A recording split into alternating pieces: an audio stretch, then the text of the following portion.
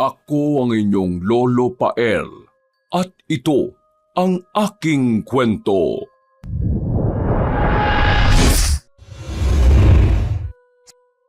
Pag-uwi ng 25 anyos na binatang si Andre sa kanilang bahay galing sa trabaho, ay wala siyang naabutan sa sala ng kanilang bahay.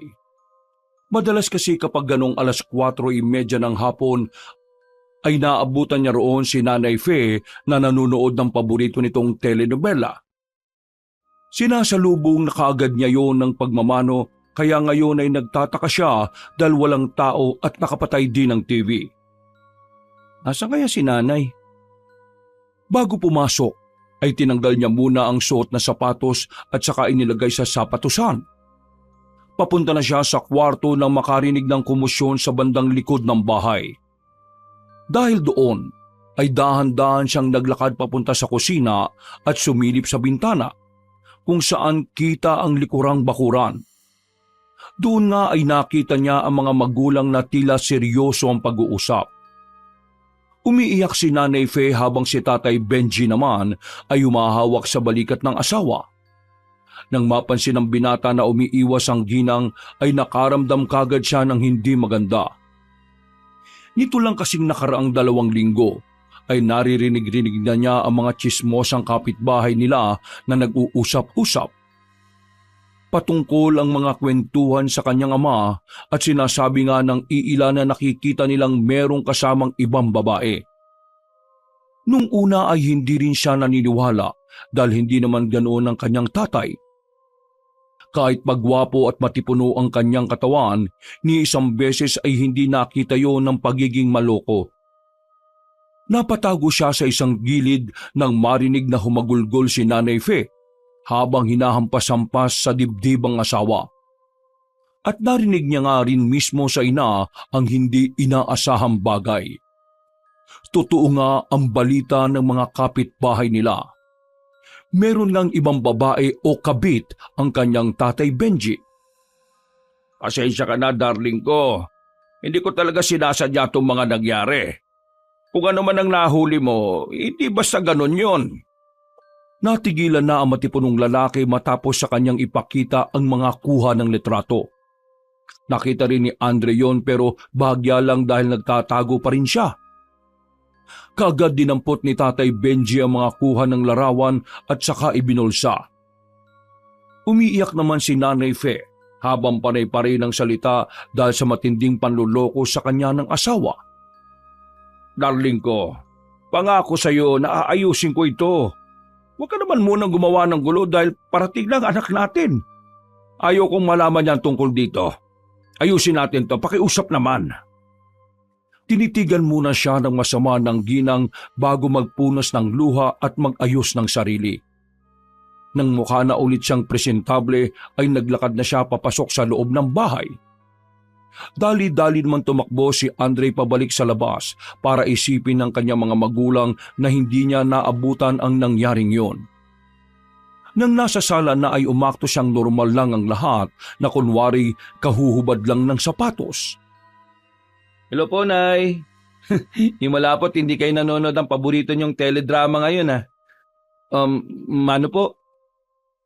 Pagkamano ay ngumiti lang si Nanay Fe bago magbukas ng TV at nanood na parang walang nangyari. Pinagmasdan lang ni Andre ang ina dahil hindi rin talaga alam ang magiging reaksyon niya matapos malaman ang pangangabit ng kanilang padre de pamilya. Nay, magbibis po muna ako, ha? Maiwan ko na po muna kayo rito. Pagtangunang ginang ay saka naman dumating si Tatay Benji. Nang mapalingon si Andre sa ama ay hindi niya rin alam kung anong mararamdaman. Hindi siya sigurado kung maiinis ba siya o madidismaya dahil hinahangaan pa naman niya ang Ginoo. Lalo na pagdating sa pagiging isang responsableng ama. Ngayon, hindi na rin tuloy sigurado si Andre kung ano nang totoo sa kanilang tahanan. O anak, Andre, bakit nakatulala ka lang sa akin? Ha? Hindi ka ba magmamano sa tatay mo? Sorry po, Tay. Mano po? Ay kawaan ka ng Diyos. Pagkamano ay binitiwan niya kagad ang ama at saka nagdire-diretso sa kanyang silid. Nagtaka naman ng bahagya ang Ginoo pero katulad ng sa ina ay hindi niya pa rin ipinahalata na meron na ngang siyang nalalaman. Nang makapagbihis na ay hindi tuloy alam ni Andre kung lalabas siya o magmumukmuk na lang mula sa kwarto. Noon kasi kapag tapos palang magbihis ay nakikipagbanding siya sa mga magulang. Pero ngayon, dahil sa nangyari ay naiilang siyang makaharap ang dalawa. Hindi niya rin kasi alam kung makakaya pa ba niya na magpanggap sa harap ng ama't ina na wala siyang nalalaman. Mabilis na lumipas ang oras. Dahil sa kakaisip ay nakaidlip na nga si Andre. Nagising na lang siya pasado 7:30 ng gabi matapos marinig ang may hinang katok sa pinto ng kanyang silid. "Nak! Andre! Gising at mag-aapunan na tayo!" Sige po, Tay. Magbibihis lang po ako. "Okay, sumunod ka na lang sa kusina at huwag ka nang magtagal habang mainit pa ang pagkain, ha?" Opo, Tay. Nag-asikaso na nga kaagad ang binata. Pagkusot niya ng sando ay tumingin lang siya ng bahagya sa salamin bago lumabas ng kwarto. Dumiretso kagad siya sa kusina kung saan naabutan niya ang mga magulang na tahimik na kumakain. Ramdam niya ang awkwardness pero hindi niya ipinahalata ang mga yon. Umakto lang siyang normal katulad ng dati para na rin mabasag ang namumuong tensyon sa pagitan ng mga magulang. Wow, mukhang masarap tong niluto ni nanay ah. Paborito ko pa to ah. Corned beef with patatas. Salamat po, Nay ah. Alam talaga ng nanay mo ang paborito natin, anak. Daling, salamat ha. At ngayon ko na lang ulit natikman tong ulam na to eh. Ngumiti si Nanay Fe pero alam ni Andre na peke lang ang ngiting yon. Kitang-kita niya at ramdam na ramdam ang kalungkutan sa mga mata ng ina. Kaya tuloy di niya rin maiwasan na manahimik na lang. Ganun pa man, ay pinilit niya pa rin ang sarili para lang mapanindigan na wala siyang alam sa nangyayari sa mga magulang. Nagpatuloy na nga sila sa hapunan at may ilang kwentuhan ng kanyang nanay at tatay na kahit nagngingitian ay alam niyang peki lang ang lahat ng yon.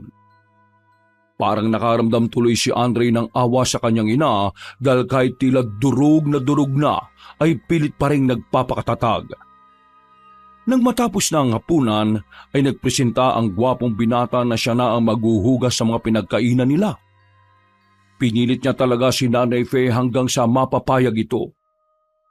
Dumiretso nga kagad ang nanay niya sa kwarto at hindi na lumabas pa hanggang sa mag-lights off na lang ang buong bahay.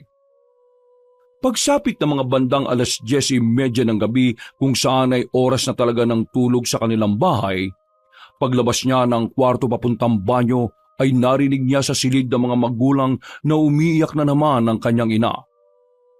May mga sinabi rin yun patungkol nga sa kalaguyo ng kanyang tatay na ikinagulat ng husto ng binata. Dahil tuloy doon ay napakuyom siya ng kamao at nakaramdam na matinding pagkadismaya kay Tatay Benji. Marami pang narinig si Andre patungkol sa kabuktutan ng inaakala niyang ulirang ama. At sa huli ay pinili na lang niyang umalis dahil baka hindi siya makapagpigil matapos malaman ang lahat-lahat. Pagbalik niya ng kwarto ay hindi na tuloy siya dinalo ng antok. Nagmuni-muni na lang siya at binalikhan ng mga araw kung saan ay masaya ang kanilang pamilya. At habang inaalala mga yon, ay hindi niya namalaya na tahimik na palang tumutulo ang kanyang mga luha na pinunasan niya rin namang kaagad. Hindi pa rin makapaniwala ang binata na nagawa ng Tatay Benji niya na lokohin ng ganoon ang kanyang Nanay Fe. Grabe naman, Tay. Bakit mo kami niloko ni Nanay? Sa kakaisip ay hindi na rin namalayan ang binata na nakatulog na siya na mahimbing. Nagising na lang siya matapos mag-alarm ang kanyang cellphone pasado 5:30 ng umaga. Dali-dali siyang bumangon at nagtungo sa kusina kung saan naaabutan niya ang ina na nagluluto ng almusal nilang mag-anak. Nang pagmasdan niya ang ginang ay parabang wala yung nalaman at walang nangyari kahapon. Parang maaliwala sa mukha noon na napakaganda ang gising. Dahil doon ay masaya siyang lumapit at yumakap bilang paglalambing. Good morning, Nay. Salamat po sa araw-araw niyong pagluluto ng almusal para sa akin, ha. Ngumiti lang ang kanyang ina at saka siya sinabihan na magkape muna habang di pa naluluto ang tortang talong na ulam. Habang nagkakape ay nag-usap-usap muna sila ng ginang. Hindi na muna tinanong ng gwapong binata si Tatay Benji dahil alam naman niyang merong hidwaan na mag-asawa. Nang maubos na ang iniinom, ay naligo na muna si Andre. Nang matapos na ay doon na siya nag-almusal hanggang sa magdire-diretso na ng pag-asikaso sa trabaho. Bago pa umalis ng bahay ay niyakap niya ulit ang ina na gumanti naman ng mahigpit na pagyapos. Sinabi rin ng ginang na mag-ingat siya kaya mas natuwa ang binata. Ramdam na ramdam niya kasi ang pagmamahal ng isang ina. Nang nasa gate na siya, ay doon nga niya nakita si Tatay Benji na kababangon lang sa higaan. Hindi na siya nagpaalam muna sa ama dahil naiinis pa rin siya sa Ginoo matapos sa mga nalaman. Nung gabi niya lang talaga nalaman na ilang beses na pala talagang nambababae si Mang Benji at nitong nakalipas ay mas lumala. Mismo ang ilang kapitbahay na rin kasi ang nakakapansin at nakakakita sa kabuktutan ng lalaki. Hindi talaga sukat akalain ni Andre na ang amang mabuti at marangal sa kanyang paningin, tulad lang din pala ng ibang lalaki, makalaman at makamundo. Napabuntungin nga na lang siya bago tuluyang lisanin ang kanilang bahay. Nang nasa trabaho na siya ay palagi niya tuloy naiisip kung anong ginagawa ngayon ng kanyang nanay. Kung okay lang ba to at kung anong nararamdaman ito. Kaya para makampante, nagdesisyon siyang mag-half day na lang muna. Pumayag naman ang kanyang supervisor kaya nagbiyahe kagad siya pauwi sa kanilang bahay, subalit isang masamang balita ang kanyang naabutan. Umiiyak ang kanyang tatay sa may sala habang binabasa ang isang sulat. Ano pong nangyari, Tay? Ba't po kayo umiiyak? Hindi kagad nagsalita ang Ginoo kaya mas lalo lang nag-alala si Andre. Para makasiguro ay nagtuloy-tuloy na siya sa kwarto ng mga magulang at doon nga niya nakita na wala na ang mga gamit ni Aling Fe. Tay, nasan po ang nanay? Ha, Tay? Tay, sumagot naman po kayo. Wala lang nanay po, anak. Iniwan niya tayo. Ano pong sinasabi niyong iniwan, ha? Umalis na ang nanay mo, anak. Hindi ko alam kung saan siya nagpunta. Iniwala niya tayo. Doon na napayak si Andre at pagkatapos ay sa kanya kinuha ang sulat na hawak-hawak ni Tatay Benji. Pagkatapos siyang mabasa ang nakalagay doon ay galit niyang pinagmasdan ng ama. Kasalanan niyo pong lahat to, Tay, eh. Patagal niyo na palang pinaglalaroan ng nanay. Napakasama niyo. Iniwan niya tayo dahil panay ang pambababae mo. Anak naman. Anong anak naman? Alam ko na po ang totoo, Tay. Narinig ko kayo kahapon pa at narinig ko ang lahat ng mga panluloko niyo kay nanay na hindi lang isang beses, kundi maraming ulit. Grabe po kayo. Hindi ko naman sinasadya yun, anak. Anong hindi sinasadya ang sinasabi niyo?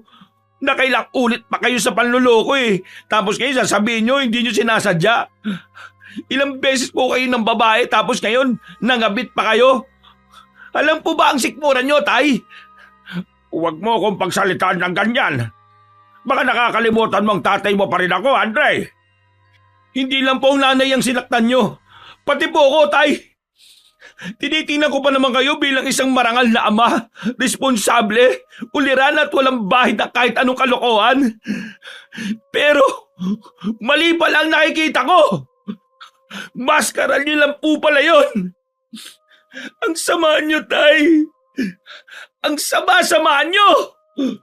Manloloko kayo. Hindi na umimik ang Ginoo. Tumayo na lang to't sinapak ang pader kaya nagulat din si Andre sa ginawa ng kanyang ama. Nang makita niyang nagdugo ang kamao ng padre de pamilya, ay hindi niya rin tuloy alam kung tutulungan o hahayaan niya lang yon. Sa huli ay pareho na lang silang napaupo habang nagiiyakan.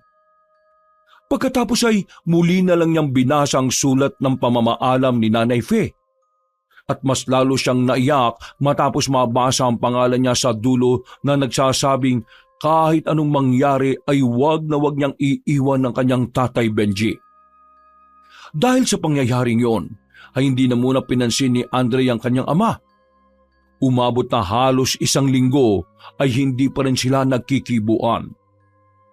Sa tuwing nasa bahay sila ng kanyang Tatay Benji, ay mas pinili na lang niyang maglagi sa silid. Sa umaga naman ay maaga siyang umalis papasok sa trabaho para hindi na rin sila makapagpanagpo. Sinubukan ding kontakin ng binatang ina pero out of coverage na ang numero nito. Nagtanong-tanong na rin siya sa ilang mga kakilala subalit bigo pa rin siyang mahagilap ang pinagtataguan ng pinakamamahal niyang nanay. Lumipas pa ang mga araw, linggo at buwan. Tila nasanay na lang silang mag-ama na invisible ang presensya sa isa't isa. Hindi na nga talaga sila nagkibuan hanggang sa isang gabi, paglabas ng pinagtatrabahuan ay nagkayayaan ng mga katrabaho ni Andre na magtungo sa bar. Hindi naman talaga pala gimik ang binata pero dahil na rin sa gusto niyang makalimot sa problema nila sa bahay, kaya sumama na rin siya.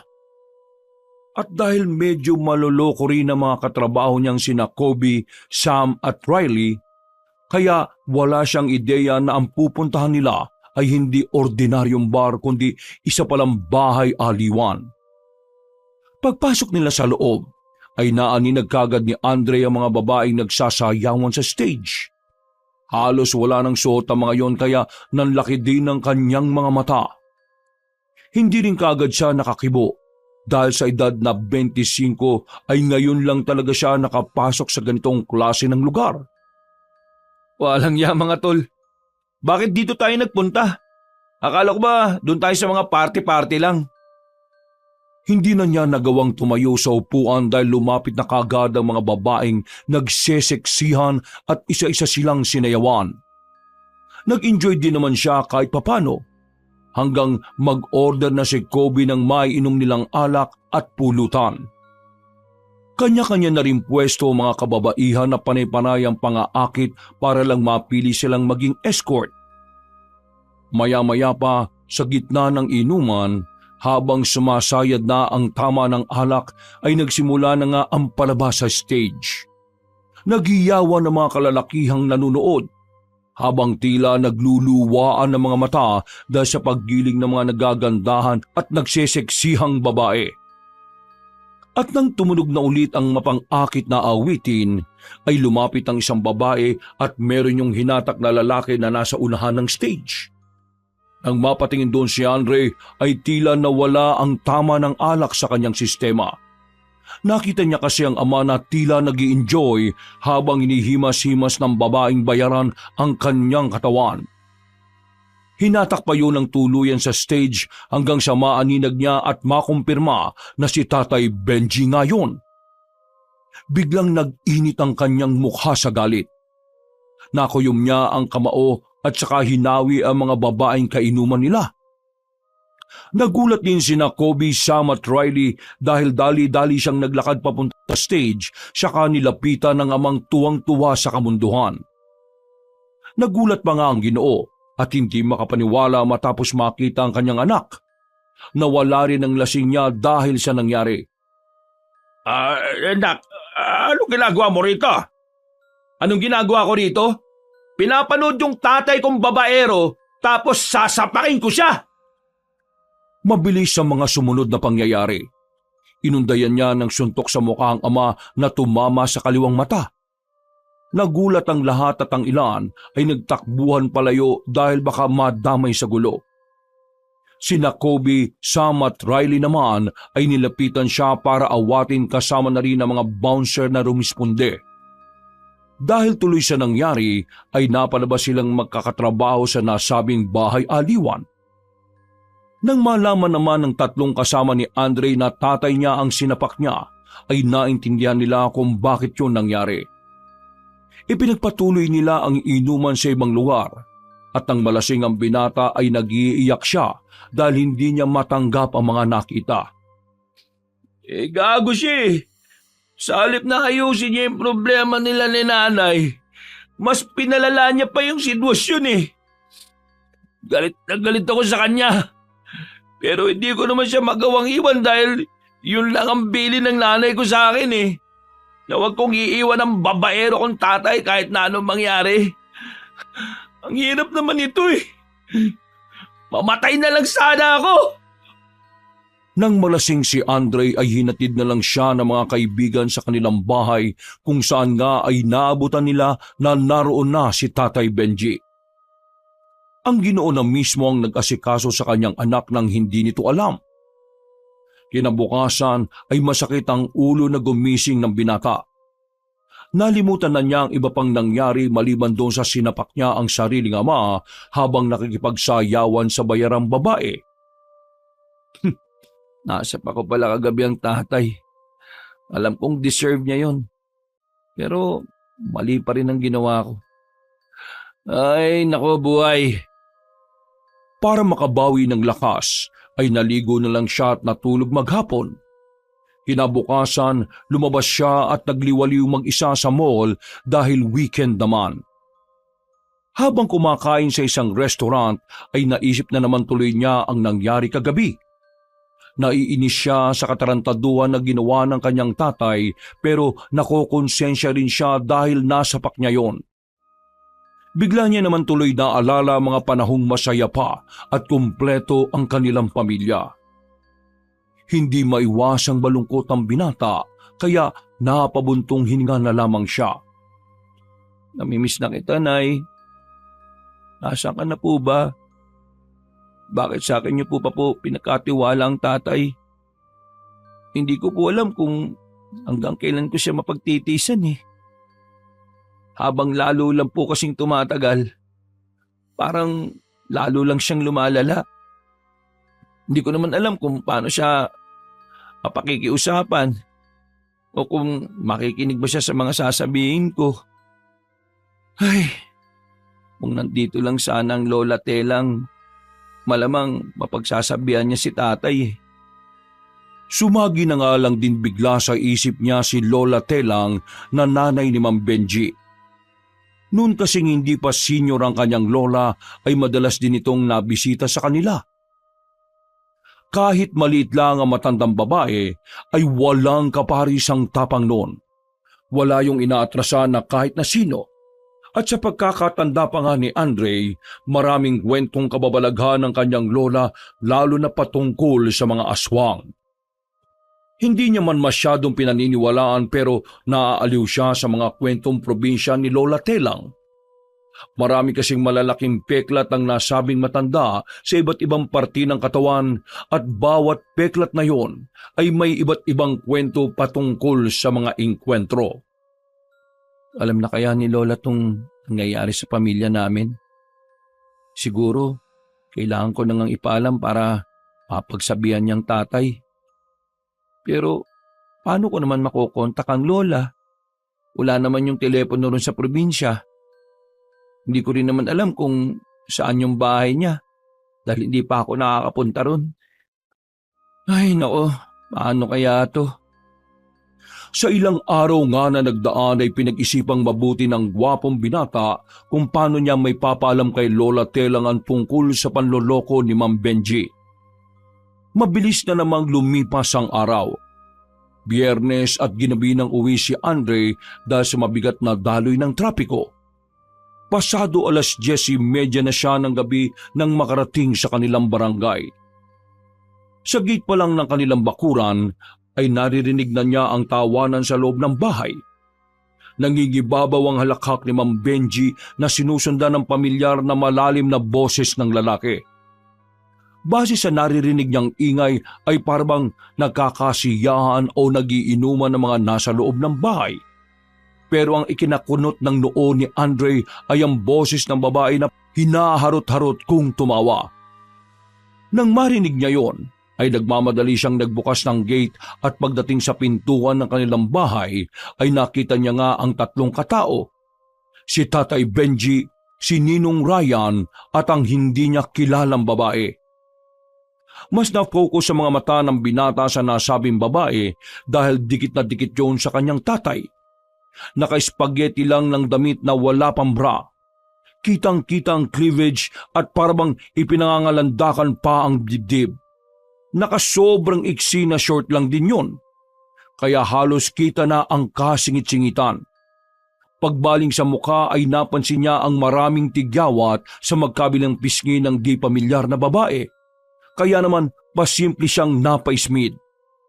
At nang makita siya ng babaeng yon, ay kaagad tumayo ang kanyang ama at lumayo ng kaunti sa katabing babae.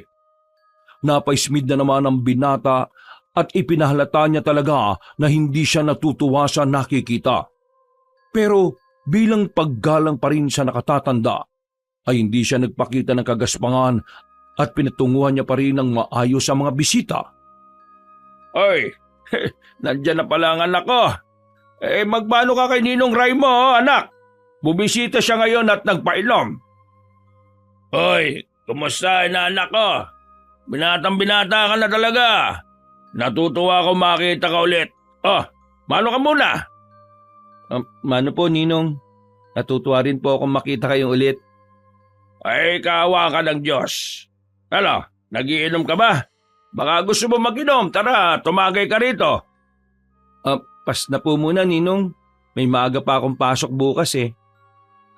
Nak, si Lorna nga pala. Bisita rin namin. Anong bisita rin namin? Bisita mo lang yan, pre. Ninong Ray, papasok na po muna ako sa kwarto. Hello, anak. Anak? Ang ibig sabihin niyan, anak, para ka na rin niyang anak dahil alam mo na. Sumimangot ang gwapong binata na nagtuloy-tuloy na sa kanyang silid. Hindi na niya pinansin ang iba pang sinasabi ng ama dahil ayaw niya rin naman niyang marinig ang mga yon. Bago isara ang pinto ng kanyang silid, ay narinig na niya si Ninong Ryan na tila nagtataka kung bakit parang malamig siya kung makitungo. Dinahilan na lang ni Mang Benji na pagod lang ang anak kaya ganon. Napabulaksa si Andre sa kama habang nakatingin sa kisame. Inis na inis pa rin siya sa mga nakikita kanina. Kung tutuusin nga, ay gusto na niyang mag-iskandalo subalit pinipigil niya pa rin ang sarili. Ayaw na rin kasi niyang maulit ang nangyari noong nakarang linggo sa bar. Para kasi sa kanya, mali man ang kanyang tatay sa paggawa ng kalokohan pero mali rin naman ang hindi pagrespeto sa mga magulang. Ay, hanggang kailan ba ako magpipigil? Malapit na talaga akong mawala ng respeto kay tatay. Ang lakas na talaga ng loob. Nagdala pa talaga dito ng babae. Dahil sa kakaisip ay nakatulugan na lang ni Andre ang tungkol sa bagay na yon. Paggising niya pasado 12:00 ng hating gabi ay wala na ang tawanan ng mga nagiinuman. Ang naririnig na lamang niya ay ang malalakas na hilik. Pasimple siyang lumabas ng kwarto at sumilip sa sala. Doon ay nakita niya si Ninong Ryan na nahihimbing ng tulog sa sofa habang humihilik-hilik ng malakas. Napabuntong hininga lang siya at saka naglakad papunta sa gate. Nakita niya kasi mula sa bintana na nakabukas pa yon. Napaungot pa siya dahil tila nakalimutan pa yatang isara ng kanyang tatay ang pinto ng bahay at gate. Hindi na talaga nag-iisip ang tatay ko. Samantalang dati naman, hindi niya kinaliligtaan to ng mga ganitong bagay. Pagkalak ng gate ay bumalik kagad siya sa loob ng bahay at kinandado naman ang pinto. Hinayaan niya lang ang Ninong Ryan niyang matulog at humilik ng humilik sa sala. Dumiretso siya sa kusina para uminom ng tubig subalit natigilan siya matapos mapansin na medyo nakauwang ang pinto ng kwarto ng kanyang magulang. Nakarinig din siya mula roon ng mga halinghing. Baka si Mang Benji lang yon na umuungot dahil gano'n naman yon kung minsan kapag natutulog. Pero nang masipat na mga mata niya na tila may iba pang tao bukod sa kanyang tatay, ay dali-dali siyang lumapit. Hindi nga nagkamali si Andre. Kitang-kita ng dalawa niyang mga mata ang ginagawang kahalayan ng magaling niyang ama. Nakapatong yon kay Lorna na babaeng kainuman lang niya kanina. Napatras si Andre sa sobrang pagkabigla. Dahil doon ay nabangga niya ang isang display at nahulog yon. Napatingin sa gawin niya ang ama at nagulat din yon matapos siyang makita na nakatayo sa tapat ng pinto. Dali-daling tumayo si Mang Benji at nagtaas ng short saka tumakbo palapit sa pintuan. Ang akala ng binata ay magpapaliwanag ang ama pero isinara at ikinandado lang pala nito ang pinto. Kaya hindi na niya nakita ang mga sumunod na kaganapan sa loob ng nasabing silid. Hindi na nakaimik ang binata. Siyak na siyak kasi talaga siya sa kababuyan ng ama na sa mismong bahay pa nila ito gumawa ng milagro. Sa silid mismo nilang mag-asawa. Dumiretso si Andre sa kusina at dahan-dahang nagsaling ng tubig sa pitsil. Hindi niya na naman namalayan na tumulo na ang kanyang luha sa sobrang galit na nararamdaman. Hinigpitan niya ang paghawak sa baso na parang madudurog na to. At pagkatapos uminom ay saka siya napabuntong hininga at dali-daling pumasok sa kwarto. Pinilit niyang alisin lahat sa utak ang mga nakita kanina. Pero tila sirampla kayo na paulit-ulit tumatakbo sa kanyang utak. Hanggang sa marinig na nga niyang malakas na sigaw ng kanyang tatay at ng kirida nito sa kabilang kwarto. Sigaw ng pagpaparaos na gustong maabot ang rurok. Mas lalong napayak si Andre. Gusto niyang magwala at sugurin ng ama pero hindi niya rin alam sa sarili kung bakit hindi niya magawa. Habang umiiyak, ay tinakpan na lamang niya ng una na magkabilang tenga hanggang sa tumahimik na ulit ang paligid. Maraming naglaro sa kanyang isip hanggang sa hindi niya namalayang ninakaw na naman ng antok ang kanyang diwa. Kinabukasan, maaga siyang umalis ng bahay. Ayaw niyang maabot ang gising ng ama at ang kabit nito dahil baka kung ano lang ang masabit magawa niya na hindi maganda. Pagdating sa opisina ay hindi tuloy siya makapag-concentrate sa pagtatrabaho.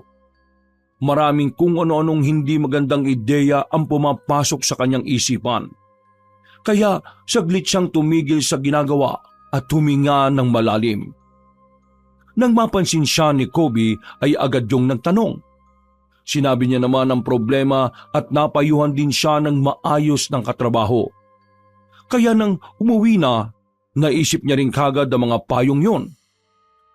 Tamang sinabi ni Kobe sa akin kanina. Siguro nga, kailangan ko na rin munang umalis ng bahay para makahinga ako ng maluwag.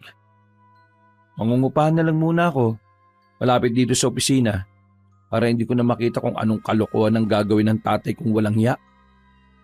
Pag-uwi niya ng bahay ay naabutan niya ang ama na nasa sala. Hindi niya yun pinansin. Nagtuloy-tuloy lang siya sa kwarto dahil nagmamadali siya sa pag-aayos ng gamit. Nang makapag-impake na ng mga gamit, ay nagulat siya nang biglang sumulpot si Tatay Benji sa tapat ng pintuan ng kanyang kwarto. Anak, pwede ba tayo mag-usap? Teka, saan ka pupunta? Ba't nakaimpake ka na ng mga gamit mo?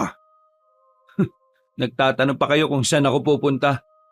Malamang po, Tay, pagkatapos ng mga nakita ko, lalo na yung kagabi, sa tingin niyo po ba maatim ko pa mag-stay rito sa bahay na to?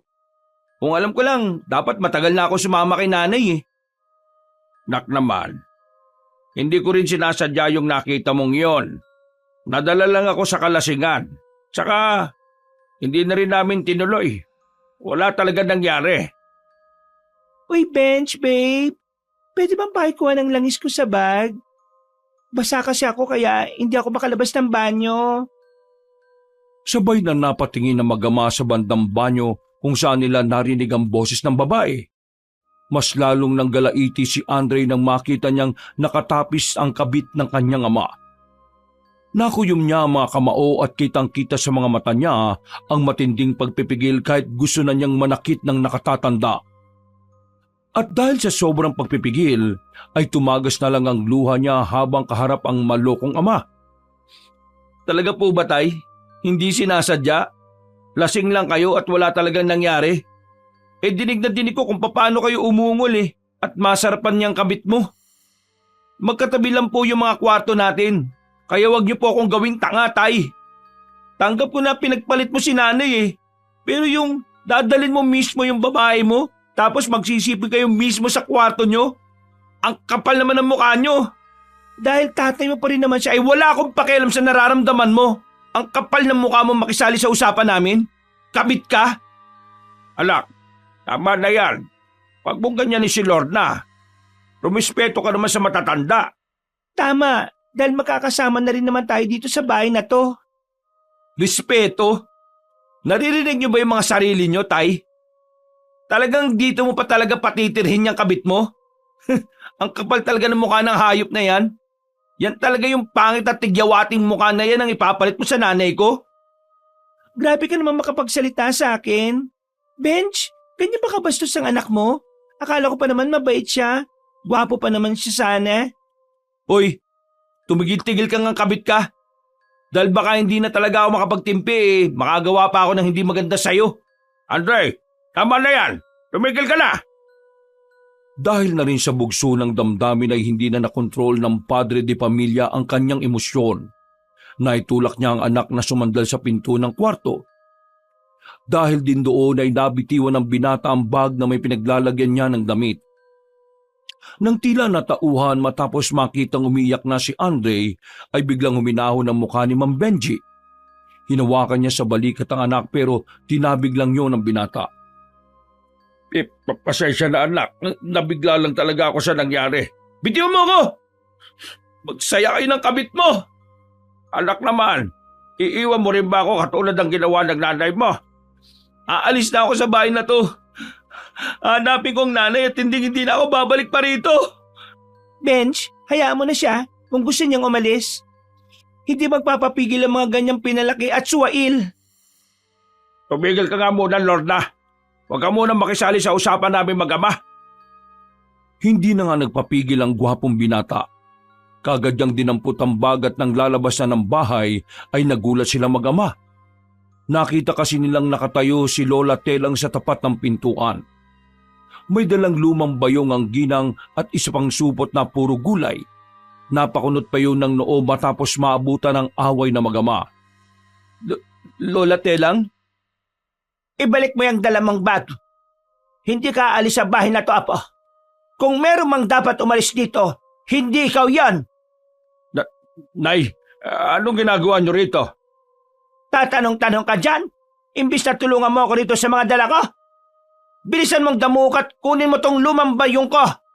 Ingatan mo pagdadala dahil kapag may nabasag dyan, mapabasag din ang mukha mo sa akin dahil sa mga katarantaduhan mo. Walang pag-aalinlangang sumunod na matangkad na lalaki habang si Andre naman ay lalo lang napaiyak matapos makita ang kanyang lola. Para na rin kasing sinagot ng Diyos ang matagal na niyang pinagdarasal. Binitiwan ng gwapong binata ang bag at patakbong nilapitan ng kanyang lola at niyakap.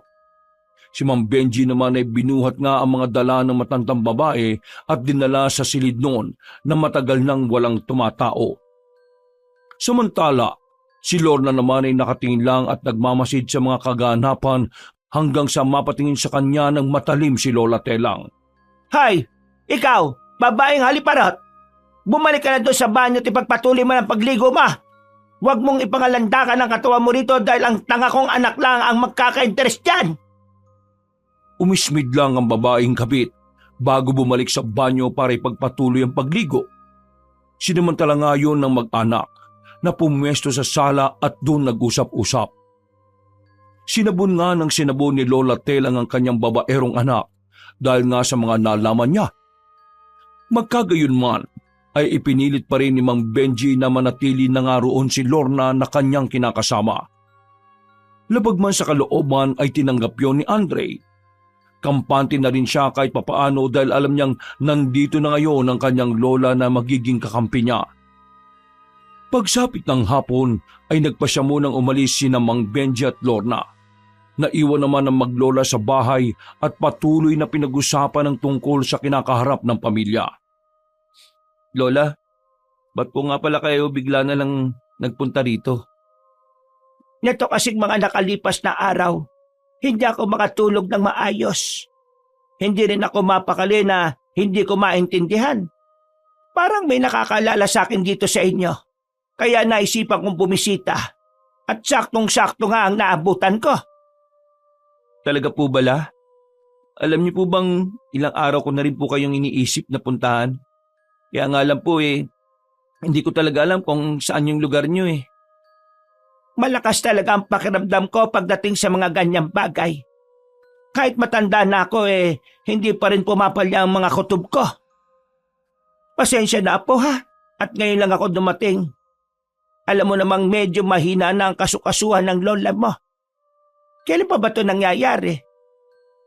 Para po sa kalaman niyo, La, matagal nang wala rito si nanay.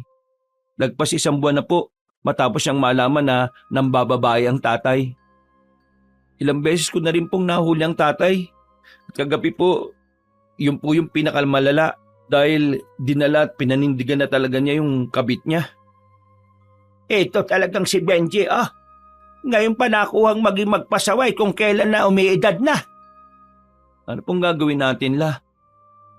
Ayaw ko makasama dito sa bayong kabit ni tatay eh. At lalo pong ayaw ko silang makitang masaya habang ang nanay malamang malungkot kung saan man siya naroroon ngayon. Kung gusto mong idaan sa legal na paraan ng lahat, kaya mo bang idemanda ang tatay mo? Okay lang po ba sa inyo na makulong ang anak niyo, La? Kung kasalanan naman niya, bakit ako maaawa? Pero ang tanong naman dyan, kung ayos lang ba yun sa nanay mo? Nararamdaman ko na kaya nagpakalayo-layo muna si Fe dahil gusto niyang matauhan ng kanyang asawa. Pero mukhang sadyang napakahina ng anak ko pagdating sa tawag ng laman. Sa halip na hanapin niya ang nawawalang pagmamahal, hinanap niya ang makamundong pagnanasa sa ibang tao na inakala niyang tunay na pag-ibig. Huwag ka mag-alala po. Lahat ng hindi magandang pangyayari sa buhay ay hindi pang matagalan. Ano pong dapat nating gawin ngayon, La, para ma-realize ni tatay ang mga kamalian niya? Wala. Po? Wala po tayong gagawin? Hahayaan lang natin siya? Paano kung mas lalo lang pong lumala ang sitwasyon? Paano kung mabuntis niya yung kabit niya?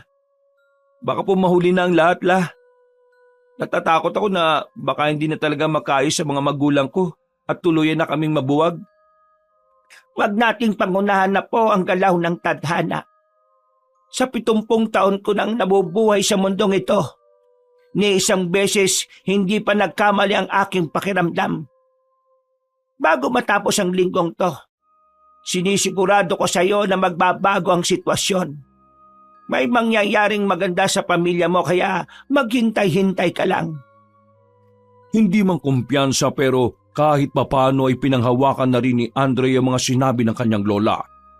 Marami pa silang mga napag-usapan hanggang sa maikwento na naman nga ulit ng matandang babae ang mga nakaraan niyang ginagawa noon sa probinsya. Dahil sa mga kwento ni Lola Telang, kahit papaano ay nawala ang mga pagdaramdam ni Andre sa ama. Na-enjoy niya kasi ang mga kwentong pakikipagsagupan ng kanyang lola sa mga hindi pangkaraniwang nilalang noong kabataan nito. Hindi man niya alam kung totoo yun o hindi, pero masaya dahil kasama na ulit niya ang isa sa mga mahal niya sa buhay. Mabilis na nagdaan ng oras. Pasado 10:00 na ng gabi. Pagkagaling ni Andre sa banyo, napasilip siya sa pinakadulong silid kung saan natutulog ang kanyang lola. Bigla na lang merong humalimuyak na kakaibang amoy at nanggagaling yon mismo sa silid na matanda. Pagkasingot niya ay tila guminhawa ang kanyang pakiramdam. Kaya nagtakal siya roon at paulit-ulit na nilanghap ang kung anumang bagay na yon. Ang bango naman nun. Ano kaya yun? Pasimple siyang lumapit sa tapat ng pintuan ng kwarto ni Lola Telang. At dahil wala namang yung pinto kaya nakita niya kagad ang gina na nagpapahid ng langis. Doon pala nanggagaling ang mabangong samyo na naaamoy niya. Ano po yung pinapahid niyo sa katawan niyo, La? Ay, nandiyan ka pala, Apo. Bakit? Mabango ba? Opo, nakaka-relax po sa pangamoy. Kaya ako nga pinapahid sa katawan ko para kumalma. Hindi lang ang kalamnan ko kundi pati na rin ang isip at diwa ko. Apo, Gusto mo bang subukan? Po? Huwag ka mag-alala. Hindi naman to yung katulad sa mga kinukwento ko sa yung langis na pampahid ng mga manananggal. Isa itong espesyal na langis na ang sangkap ay galing sa mga ninuno ko. Kung mapapansin mo, Apo, kahit 60 anyos na ako maganda pa rin ang kutis ko at hindi pa halata ang pangungulubot. Oo nga po, no? Mas mukha pa ngang matandang tingnan sa inyo yung kabit ng tatay ko eh. Ayaw ko pong malait pero nakakasuya talaga yung mukha niya. Ang daming tigyawat. Halika rito at magpahid ka na rin sa katawan mo para gumanda ang tulog mo at makapagpahinga ang mga kalamnan mo. Kumuha nga ang gwapong binata at nagpahid ng nasabing langis, katulad ng sinabi ng kanyang lola. Nang matapos na ay nagpaalam na siya sa matandang babae dahil nakaramdam na rin siya ng antok. Nang malapit na sa kanyang silid ay nakita niya si Tatay Benji kasama pa rin ang kiridang si Lorna. Naglalambingan ng dalawa sa pintuan na parang mga teenager kaya napaungot siya. Teka babe, naamoy mo ba yon? Ang bango ah. Saan kaya galing yung amoy na yon? Nang mapatingin kay Andre ang dalawa, ay inismiran niya lang ang mga ito bago pumasok sa kanyang silid. Naririnig niya pa ang usapan sa labas na bangong-bango nga si Lorna sa amoy kaya tila mas lalong nainis ang binata. Baka pati yung langis ni Lola Telang mapag-interesan niya pa. Kapal talaga ng muka. Pagkasabing yon, ay kagad nga ring dinalo ng antok si Andre dahil na rin sa bisa ng langis na pinahid niya sa katawan. Kinabukasan ay napaganda nga ng gising niya at magaan ang kanyang pakiramdam nang pumasok sa trabaho. Lumipas pa ang ilang araw na pananatili ni Lola Telang sa kanilang bahay. Katulad ng naiisip ng gwapong binata, tila nagkaroon nga ng interes ang kabit ng kanyang tatay sa langis sa matandang babae. Naobserbahan ni Andre na sa tuwing humahalimuyak ang amoy ng langis ay parang mas lalong tumitindi ang pagnanasa ni Lorna na makuha yon. May pagkakataon pa nga na nakikita niyang sumisilip-silip ang kirida sa kwarto ni Lola Telang. Pero kapag nakikita na siya ay umaalis din yon kagad at bumabalik sa kwarto ng ama. Sabado ng umaga, dahil walang pasok ay mag-aalis 10 na ng umaga bumangon sa kama si Andre. Paglabas niya ng kwarto ay wala siyang naabutang tao sa sala. Sumilip din siya saglit sa kwarto ng ama dahil nakabukas ang pinto. Pero walang tao roon kaya nagtuloy-tuloy siya sa kusina. Pagkatapos magtimpla ng kape, ay dumiretso kagad siya sa kwarto ni Lola Telang para sana kumustahin yon at ayaing gumala. Pero sa halip na ang matandang babae ang naabutan niya sa silid, si Lorna ang nandoon at tila meron yung kinakalkal sa lumang bayong na matandang babae. Anong ginagawa mo sa kwarto ng lola ko, ha? May hinahanap lang ako. Diyan talaga sa bayong ng lola ko, ha? Nung kinakalkal mo dyan? Ha, kabit? Alam ko namang galit ka sa akin pero huwag mo naman sana akong tawagin kabit dahil may pangalan ako. Huwag mong ibayin ang usapan, kabit. Anong kinakalkal mo dyan? Yung langis ng lola ko, no? Bakit? Nainggit ka ba, ha? Kasi mas maganda yung kutis sa'yo ng lola ko kahit may edad na siya. Ang sakit mo naman magsalita. Kahit anong ipahid mo sa katawan mo, hindi mawawala yung kakatihan mo. Yung mga tigyawat mo sa muka, karma na yan sa pangangabit mo at pagsira sa pamilya ko. Lumabas ka na nga rito, kabit, bago pa kita kalad ka rin palabas. Hindi ibig sabihin na pumayag ako sa sitwasyon nyo ng tatay ko magiging at home ka rito ha. Huwag na huwag kang papasok sa kwarto ni Lola Telang at lalo na sa kwarto ko. Alam mo, gwapo ka lang pero para kang babae kung pumutak. Diyak ka na nga, che! Hindi tuloy alam ni Andre kung maiinis ba siya o matatawa dahil sa sinabing yon ni Aling Lorna. Napabuntong hinga na lang siya tumingin sa lumang bayong. At dahil wala naman siyang napansin na nawala o nagkulang kaya lumabas na rin siya ng silid. Pagkatapos mag-almusal ay lumabas na nga muna ng bahay ang binata dahil hindi niya rin alam kung saan nagpunta ang kanyang lola. Inubos niya ang oras sa pamamasyal at umuwi na lang siya eksakto pagkagat ng dilim.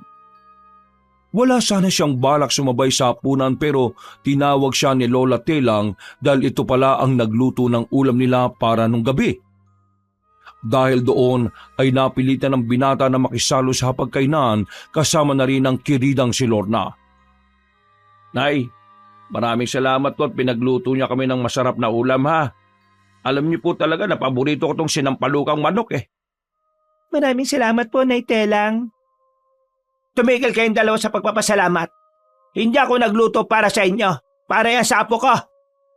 Andre, sa susunod pag bumisita ka sa bahay ko, ipagluluto ulit kita nito at ituturo ko sa iyo ang tamang pagluto. Naituro ko na to sa nanay mo eh. Kaya lang, wala naman siya ngayon. Pwede niya rin po akong turuan, Nay. Magtigil ka! Kumain ka na lang dyan. Baka mabulo na ka sa kadaldalan mo.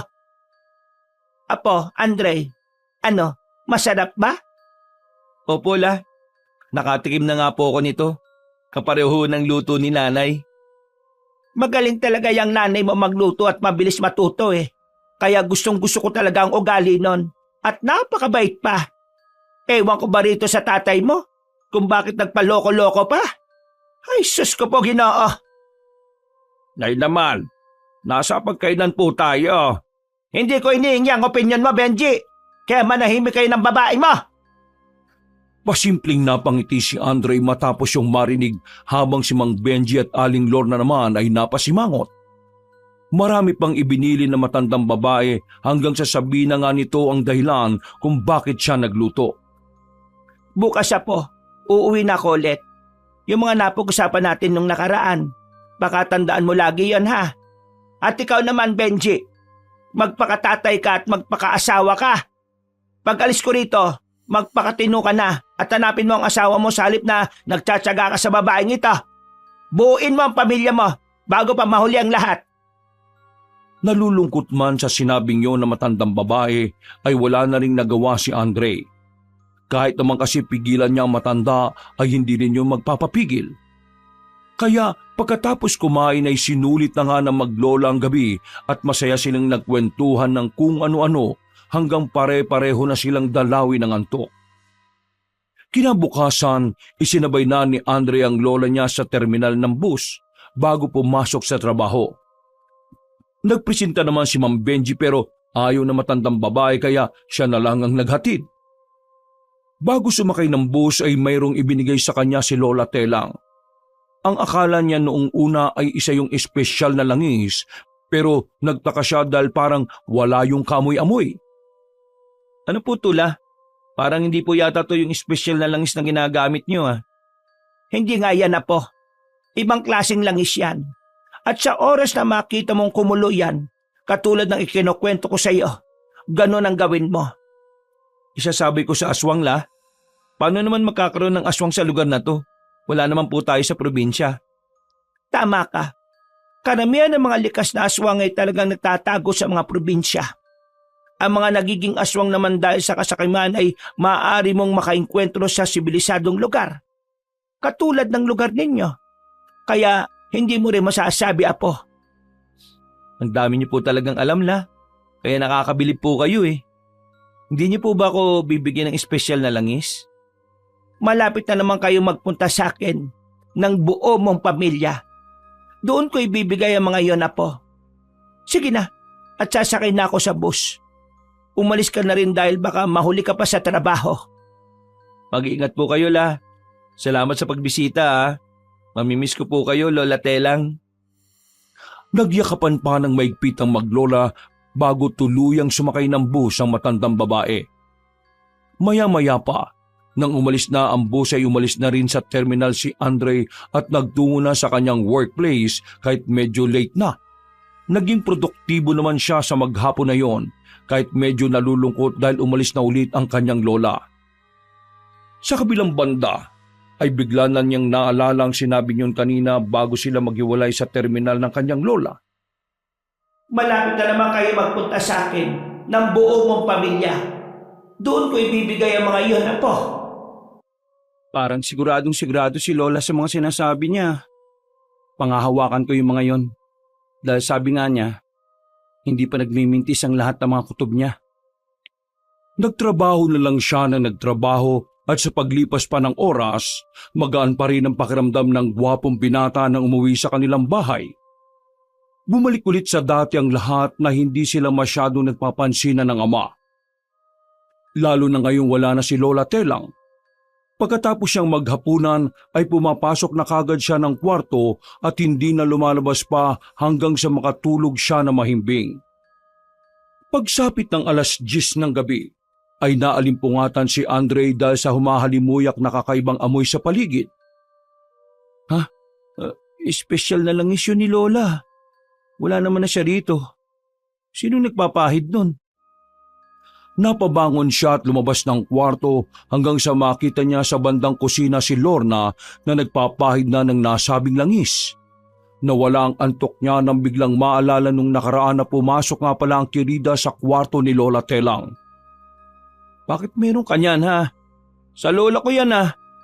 Yan siguro yung ninakaw mo sa kwarto niya. Tanda ka sa pananalita, Andre, ha? Hindi ko to ninakaw. Binigay to sa akin ni Nanay Telang. Talaga lang ha? Sa palagay mo paniniwalaan kita? Tsaka, wag mo nga matawag-tawag na nanay ang lola ko. Kabit ka lang, wala kang karapatan. Sumusobra ka na, ha? Niirita na ako sa iyo sa kakatawag mo sa akin ng kabit, ha? Kaunti na lang. Hindi na talaga ako makakapagtimpi sa'yo. Ano ba yan? Nagsasagutan na naman kayo dyan. Ilang oras pa lang nawawala si nanay nagbabangayan na naman kayo. Pagsibihan mo nga yung anak mo at wag ako. Nagpapahid lang ako dito ng langis na binigay ng nanay mo kung ano-ano nang sinasabi sa akin. Alam kong ayaw mo sa akin, Andre. Pero wag mo naman sana ipamukha yun sa pagtawag sa akin ng paulit-ulit na kabit o kirida. Tao rin ako at may pusong nasasaktan, no? Tumigil ka nga sa kaartihan mo. Hindi ka nakakaawang tingnan. Ay naku, bahala nga kayo dyan. Para hindi na lumala ang gulo, ay bumalik na ang binata sa kanyang kwarto at natulog na lang ulit. Naririnig niya pa nga ang mahihinang boses ng tatay niya at kabit nito na tila may kung anong pinagtatalunan. Maya-maya pa, nang nahihimbing na ang tulog ng lahat ay nagising na naman si Andre pasado 1:00 ng madaling araw. Nakarinig kasi siya ng tila pagkampay ng malaking pakpak ng ibon mula sa labas ng kanilang bakuran. Napapakusot ng mata siyang lumapit sa bintana at sumilip.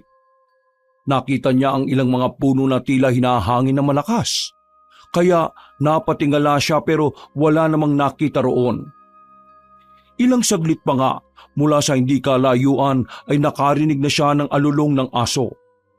Sa unang pagkakataon sa kanyang buhay ay tila ngayon lang siya nangilabot sa alulong ng aso. Ramdam niya ang paggapang ng takot sa buo niyang katawan kaya parabang nawala ang kanyang antok.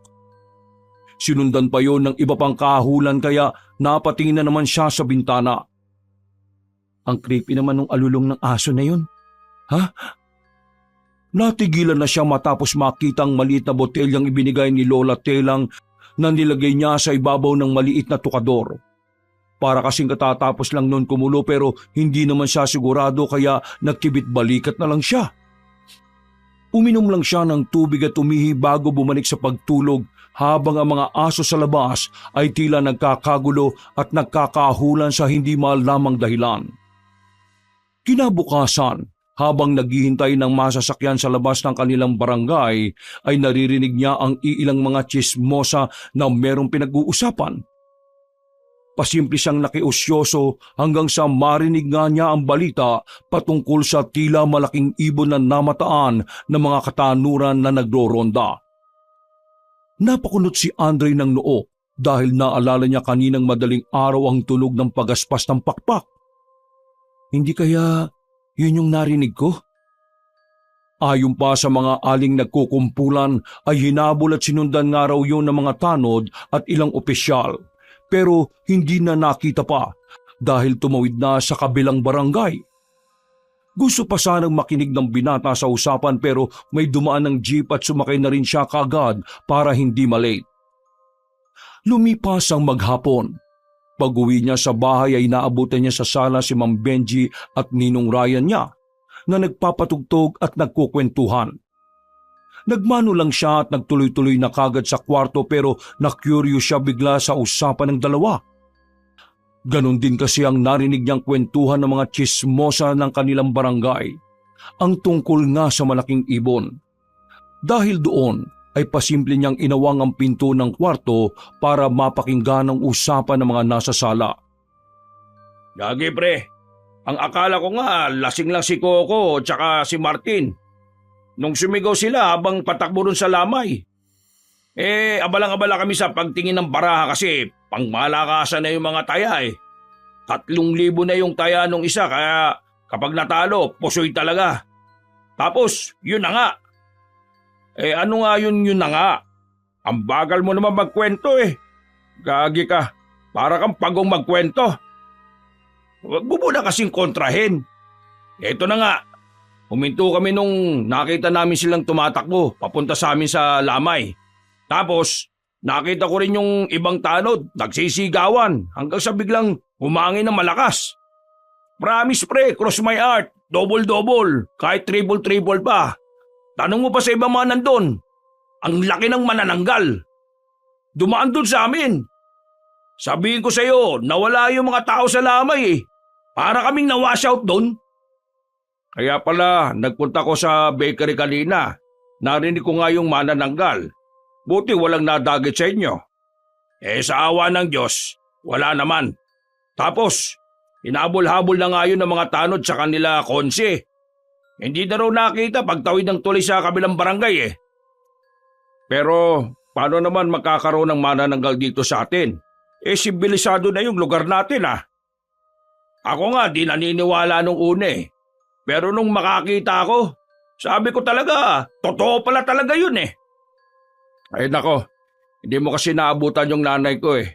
Totoo talaga mga yon, pero di pa rin ako nakakakita. Si nanay lang ang nagkukwento sa akin kasi dati raw silang naghahunting ng mga aswang sa probinsya. Wow, ayos din yung nanay mo ah. Teka, nasan pala yung number 2 mo, si Lorna? Masama nga ang pakiramdam kanina pa. Kaya hindi na rin ako makapagtagal sa labas. Pinasa ko na muna yung ginagawa ko dun sa talyer. Masakit daw ang tiyan eh. Bakit pre? Buntis ba? Gago, huwag kang maingay. Baka mamaya marinig ka ng anak ko. Saka hindi mabubuntis yun si Lorna. Napaismid na lang si Andre matapos yung mapakinggan. Kaya isinara na niya ang pinto ng kwarto at nahiga sa kama hanggang sa makatulog siya. 10:00 ng gabi, pagbangon ay dumiretso kagad siya sa kusina matapos makaramdam ng gutom. Habang naghahapunan ay naamoy na naman niya ang halimuyak ng espesyal na langis pero meron siyang napansin sa amoy dahil parang iba yon sa ginagamit ni Lola Telam. Nagpapahid na naman yung bruha. Pero ngayon ko lang na-realize na kakaiba yung amoy ng langis na yun kumpara sa ginamit namin ni Lola. Tsaka, bakit naman siya bibigyan ng ganong langis? Kapal naman ang mukha niya. Baka ninakaw niya lang talaga yan. O binili sa kung saan. Ipinagpatuloy na niya ang paghapunan at nang matapos ay nagilamos kagad siya ng katawan para mapreskuhan at madaling makatulog ulit. Pero lumipas na ang ilang oras ay mulat na mulat pa rin ang mga mata ni Andre. Nagpagulong-gulong na siya sa kama at kung ano-ano na ang ginawa niya pero hindi pa rin siya inantok hanggang sa isang nakakakilabot na naman na alulong ng aso ang kanyang narinig. At mula sa likod ng kanilang bahay ay nakarinig ulit siya ng malakas na paggaspas ng pakpak ng ibon. Napabangon siya sa kama dahil doon. Pero dahil sa kaba, matapos maisip ang manananggal na usapan sa barangay ay hindi kagad siya lumabas ng kwarto. Yun na naman yung malakas na kampay. Nasa likod nga ng bakuran namin. Nagkahulan na naman ang mga aso sa iba't ibang dako ng barangay. At nang mapatingin si Andre sa maliit na botelya ay doon na nga niya nakita na bumubula yun. Kinabahan ng binata pero matapos maisip ang sinabi ng kanyang Lola Telang ay bigla na lang siyang tinubuan ng tapang sa dibdib. Baka nga buntis si Lorna kaya 2 beses na siyang binabalikan ng manananggal. Matapos maisip yon, ay kinuha niya kagad ang nasabing botelya at dali-daling lumabas ng kwarto at nagtungo sa likod ng bahay. Wala na siyang naabutan doon kundi ang mga dahong nagsasayawan, sinyales na nanggaling nga talaga roon ang nasabing manananggal. Nang pabalik na siya, ay napahinto ang binata dahil nakita niya roon ang Tatay Benji na tila naalimpungatan. Anong ginagawa mo dyan sa likod, anak? Nagdire-diretso lang siya sa loob ng bahay at hindi na pinansin ng tatay niya na hindi na rin kumibo. Pagdating sa kwarto, nang nasa kama na siya, ay muli niyang pinagmasdan ng maliit na botelyang binigay ni Lola Telang. Nawala na ang pagkulo o pagbula nito, kaya nakasisiguro na rin siyang wala na ang manananggal sa paligid. Paano kaya nagkaroon ng manananggal dito sa lugar namin? Pero ang mas nakakagulat, parang alam na ni Lola Telang na mangyayari yon dahil binigyan niya ako nito. Naalala ko tuloy yung mga sinabi niya roon sa terminal ng bus. Tama ka. Karamihan ng mga likas na aswang ay talagang nagtatago sa mga probinsya. Ang mga nagiging aswang naman dahil sa kasakiman ay maaari mong makaikwentro sa sibilisadong lugar. Katulad ng lugar niyo. Kaya hindi mo rin masasabi ako. Grabe talaga si Lola. Bago bumalik sa pagtulog ay naisipan ng binata na magdasal ulit. Isinama niya rin kahit papano sa panalangin si Lorna na kung sakaling buntis to ay ingatan na magiging kapatid niya at mailayo sa manananggal. Pinanalangin niya rin si Nanay Fe at Lola Telang na kung nasaan man ang mga yun ngayon ay nawa ay maging maayos din sila at malayo sa anumang kapahamakan.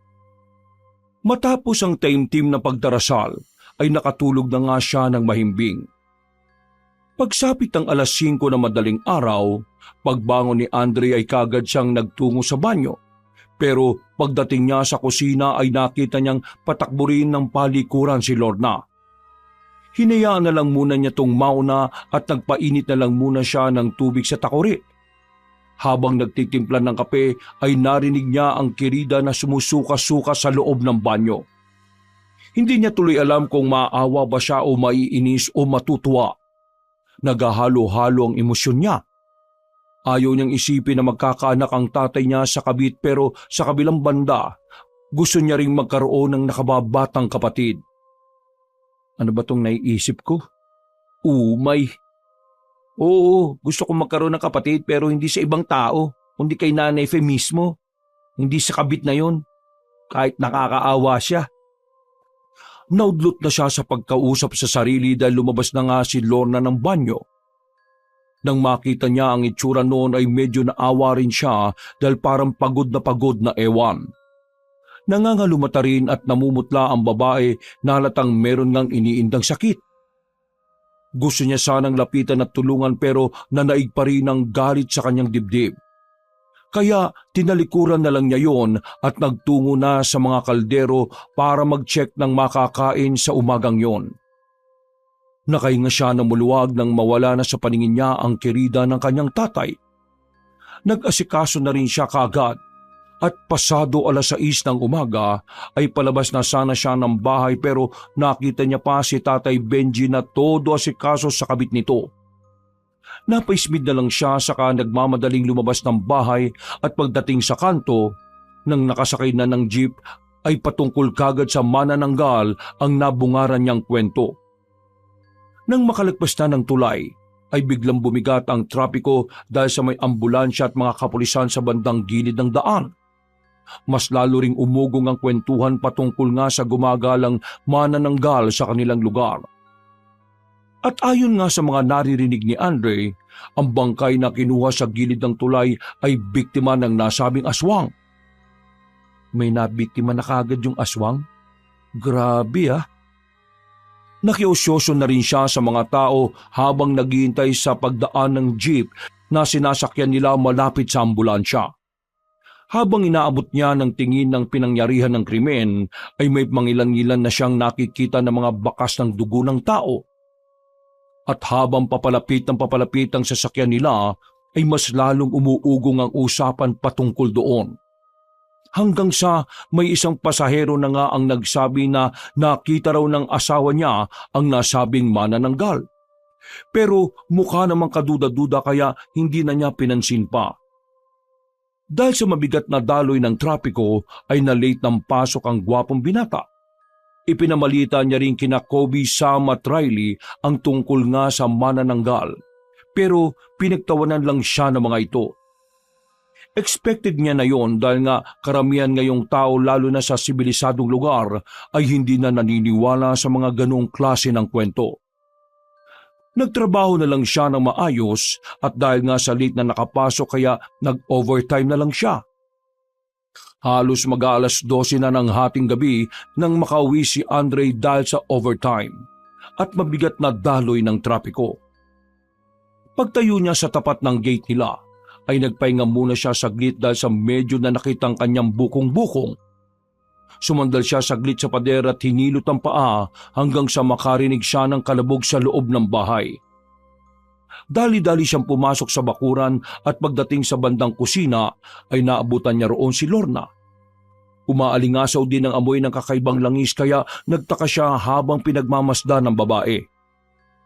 Marahang naglalakad ang Kirida papunta sa likod ng bahay pero natumba yun bigla.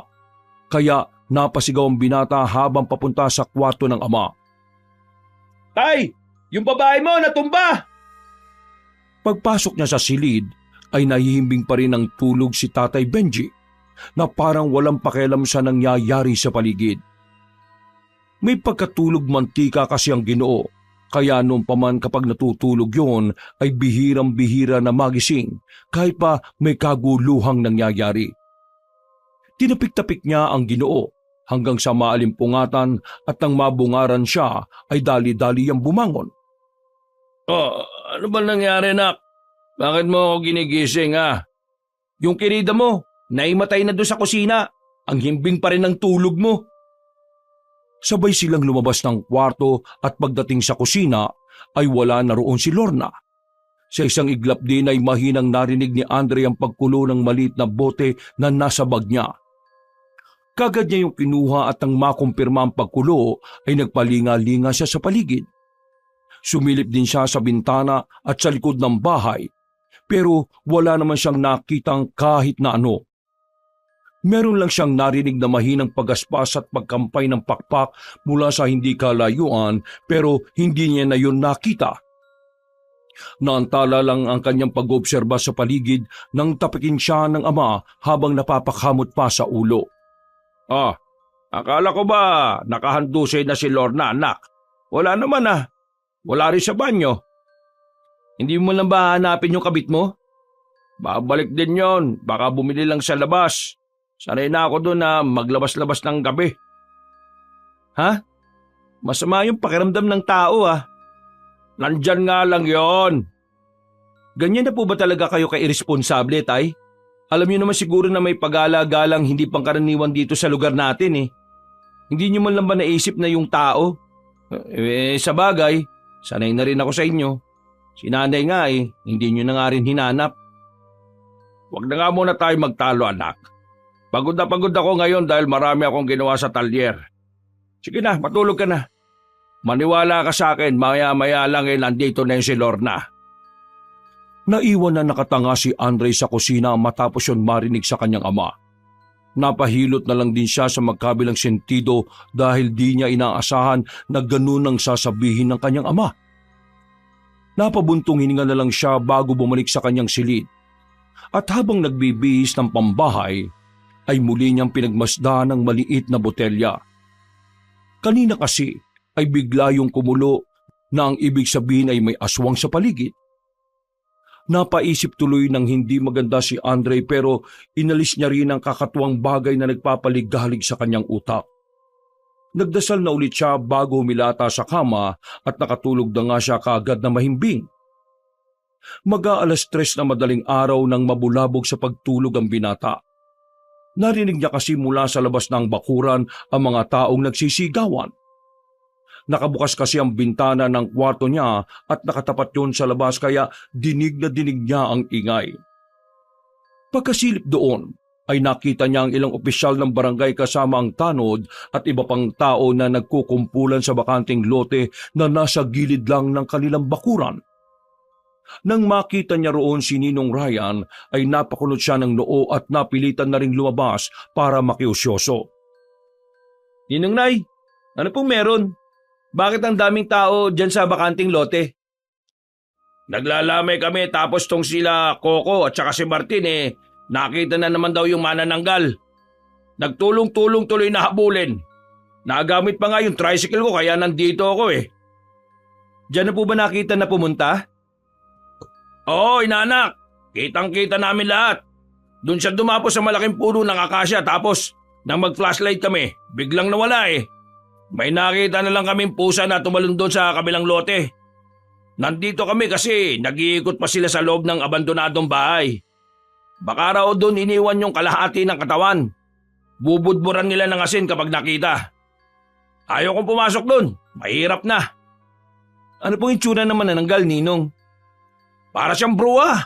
Tapos kulot-kulot ang buhok. Ang laki ng pakpak niya, sobra. Parang isang tao kada pakpak. Basta, nakakatakot. Inaanak, mag-ingat-ingat ka rin ha. O sige na, pumasok ka na rin sa loob. Bukas ko na ikukwento sa inyo ng tatay mo. Sige po, Ninong. Mag-iingat din po kayo. Pagpasok sa loob ng bahay ay dali-daling nagtungo ang binata para i-check ang kanyang botelya pero nang maabutan niya ay parang katatapos lang nun na kumulo. Sinundan pa yun ng ingay sa bandang kusina kaya dali-dali siyang lumabas. At pagtingin doon ay nakita na niya sa kusina si Lorna na parang hinang-hina. Andre, pahingi ng tubig. Pakiusap. Dahil sa taranta ay kagad kumuha ng tubig ang binata saka inabot sa kirida ng kanyang ama. Pinagmasdan niya lang din yon na uminom ng tubig at sa likod ng kanyang utak ay marami nang naglalarong kung ano-anong bagay. Maraming salamat. Hindi umimik ang gwapong binata. Pinagmasdan niya lang ang kabit ng ama na marahang naglalakad papunta sa silid. At nang mawala na yon sa paningin niya, ay nagpunta na rin siya sa kwarto habang iniisip ang mga pangyayari. Hindi kaya siya yung manananggal? Pero paano siya magiging manananggal? Teka, hindi kaya dahil sa langis ni Lola? Napapitik siya sa hangin matapos mapagtanto ang mga bagay na yon. Pero sinarili niya muna yon dahil hindi pa rin naman siya sigurado sa kanyang mga hinala. Pagsapit ng umaga ay halos walang tulog si Andre dahil na rin sa nangyari ng madaling araw. Hindi rin siya nakapasok sa trabaho dahil sa abalang naganap. Halos magdamag niya kasing pinag-isipan ng tungkol sa pagiging manananggal ni Lorna at kung paano niya yon mapapatunayan o mabubuko. Maya-maya, nang marinig niya ang boses ni Ninong Ryan ay kaagad siyang lumabas ng kwarto. Naabutan niya ang matabang Ginoo na nasa sala at kasama si Tatay Benji na umiinom ng kape habang pinag-uusapan ng tungkol sa nangyari nung madaling araw. Sayang talaga yon pare. Dapat man lang ginising mo ako para nakita ko yung manananggal na yun Sa buong buhay ko di pa talaga ako nakakakita ng kahit na anong uri ng aswang. Sus, dumali ka na naman. Magpapagising ka pa sa akin parang di naman kita kilala pre. Ang ingay-ingay namin kagabi. Kaya nga yung anak mo napalabas ng bahay kaso hindi na niya naabutan yung manananggal. Pero ikaw, ayun, tulog pa rin. Sayang talaga yun. Mabuti na lang at wala pang nabibiktima yung manananggal. Anong wala? Meron na. Nung isang araw nakita yung bangkay dun sa ilalim ng tulay. Bumigat nga yung daloy ng trapiko nung araw na yun halos 2 o 3 oras yata. Kaya kayo lalo na ikaw inaanak, mag-iingat kayo. Huwag masyadong magpapagabi sa daan hanggang di pa nahuhuli yung manananggal. Ang bali-balita kasi taga rito lang daw yon. Atin-atin na lang to Sila Kapitan Tuloy pasimpleng minamatyagan yung mga bagong salta rito. Ay nako, baka mamaya pati si Lorna pag hinalaan din nila Hindi naman pre, sinabi ko naman na matagal na natin kakilala si Lorna. 5 taon na. Wala naman tayo nakikita kakaiba sa kanya magmula nang makilala natin siya At saka may manananggal bang nagtatrabaho sa... pasensya na pass is pass nga pala. 5 taon niyo na palang kilala, Ninong? Ibig sabihin, alam mo rin yung tungkol kay tatay at sa kabit niya? Hindi naman sa gano'n, inaanak. Nito ko lang din nalaman na ano pa bang magagawa ko tong tatay mo, siya ang sisihin mo. At saka, manananggal ang usapan natin Baka nga po, yung kirida ni tatay yung manananggal. Inaswang niya nga po yung pamilya namin. Hindi nakakibo ang matalik na kaibigan ng kanyang ama, kaya nagkaroon ng ilangan sa pagitan nilang tatlo. Nabasag lang ang katahimikan ng pasadyang umubo si Ninong Ryan bago dire-diretsyong uminom ng kape. Nang matapos na, ay tumayo na siya saka nagpagpag ng short bago harapin ng mag-ama. O siya, mayo ko na muna kayo mag-ama dyan Katulad ng sinabi ko, mag-iingat kayo at huwag na munang gagala-gala kapag gabi. Lalo na't hindi naman importante. Magkakaroon ngayon ng mga ronda sa bawat barangay para mahuli na yung pesting manananggal na yan. Sige po, Ninong. Ingat po kayo. Salamat, inaanak. Salamat din sa mga impormasyon, pre. Paglabas ng gate ni Ninong Ryan ay bumalik na lang ulit si Andre sa kwarto niya at doon nagpalipas ng mahabang oras. Hindi talaga siya lumabas kahit tanghali na, hanggang sa marinig na lang niya ang pagkatok ng ama. Wala sana siyang balak pagbuksan yon pero narinig niyang tila nakikiusap ang Ginoo. Ano po yun, Tay? Pwede ba akong makiusap sa iyo, anak? Sige na naman kahit gayon lang. Ano nga po ba yun? Ihatid kasi namin ni Boss Patrick yung sasakyan ng kliyente sa kabilang bayan. Tapos baka gabihin kami. Kaya sana? Ano kasi anak masama ang pakiramdam ni Lorna, kaya sana Bantayan ko siya. Babantayan ko yung kabit mo. Nak, alam ko namang mali itong naiisip ko at alam kong hindi mo to gusto. Ayaw mo sa kanya at galit ka sa akin dahil doon, pero nakikiusap sana ako sa iyo. Wala pong problema. Sige, payag ako. Babantayan ko yung kirida mo, Tay. Sigurado ka ba, anak? Nagbago na po ba ang isip nyo? Hindi naman. Hindi lang ako makapaniwala. Salamat talaga, anak Maraming salamat. Hindi napagandaan ni Andre ang pagyakap ng kanyang tatay dahil mabilis sa mga pangyayari. Nang maramdaman niya yun ay gusto niyang kumawala pero hinayaan na lang din niya dahil na-miss na nga rin niya ang dating closeness nilang mag-ama. Napabuntong hininga na lang siya para hindi maiyak. At nang tumanggal na sila sa pagkakayakap ay kitang-kita niya ang tuwa sa Ginoo. Maraming salamat talaga, anak Huwag ka mag-alala. Hindi naman alagain si Lorna. Hindi rin naman mahilig magpaalaga yun sa iba. Mas magiging mapanatag lang ako kung may titingin sa kanya lalo na ngayong masama talaga ang lagay ng sikmura niya Basta wag lang kayo masyado magpapagabi Ay oo naman, anak. Basta pipilitin kong makawi ng hindi hating gabi. Salamat ulit Pagsapit ng 3:00 ng hapon ay umalis na nga si Ma'am Benji at naiwan sa bahay sina Andre at Lorna. Panay-panay lang ang silip ng gwapong binata sa silid na kinaroroonan ng kirida. Kaya napapansin niyang panay ang hawak nun sa tiyan na parang namimilipit. Dahil doon ay napakunot siya ng noo. May kung ano na namang tumakbo sa kanyang isipan. Pero sa kabilang banda ay naawa siya sa babae dahil kitang-kita sa mukha noon ng paghihirap. Mayat maya niya lang yun chinicheck hanggang sa makaidlip na din siya. Pagkagat ng dilim ay napabalikwas ng bangon si Andre nang marinig ang mahinang kalabog sa silid na kinaroroonan ni Lorna. Dali-dali siyang napatakbo roon at natigilan din nang makita ang baso na nahulog sa sahig. Dinampot niya yon at nilinis ang tubig na nakakalat. Iinom ka ba? Nagugutom ako. May makakain ba dyan? Hindi na ako nagluto ng hapunan pero may natira pa naman pagkain. Saglit lang, kukunin ko. Napapabuntong nga si Andre na nag-asikaso sa kusina.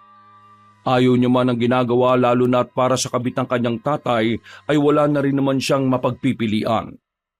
Naisip na lang din niya na kahit siguro ang nanay niya ang nasa sitwasyon na yon ay tutulong at tutulong pa rin kahit gaano pa sinira ng taong yon ang buhay nila. Hindi kasi nasanay ang pamilya nila na hindi tumulong, lalo na sa mga taong merong karamdaman. Pagbalik niya sa loob, ay inabot niya lang ang pagkain dahil nagsabi naman si Lorna na kaya niya na ang sarili. Habang pinagmamasdan ng binata na kumakain ng kirida, ay tila may kakaiba siyang naramdaman sa aura nito. Noon naman ay hindi siya nakakaramdam ng ganon. Pero ngayon ay parang may kung anong madilim na bumabalot sa nasabing babae. Nangayayat din yun ng husto na parang hindi kumakain at mas lalong nangalumata at namutla. Kaya medyo nag-alala rin siya at kinabahan. Nasubukan mo na bang magpatingin sa doktor? Hindi pa. Sanay na ako sa ganito. Noon talaga madalas akong inaatake ng sakit sa tiyan ng ilang araw Seryosong tanong, buntis ka ba? Hindi na ako mabubuntis. Ganito lang talaga ako kapag inaatake sa sikmura. Pero parang mas malala ngayon Kaya dapat magpatingin ka na talaga sa doktor kesa nagmumukmuk ka rito sa bahay. Naisip ko rin naman yan. Salamat sa suwestyon mo, Andre. Natutuwa kong makausap ka na maayos at hindi galit. Galit pa rin ako, no? Meron lang akong konsensya. O paano? Maiwan na muna kita. Tawagin mo na lang ako kapag meron kang kailangan. Wala naman akong kailangan. Kahit iwan mo na ako dito, hintayin ko na lang ang tatay mo na dumating.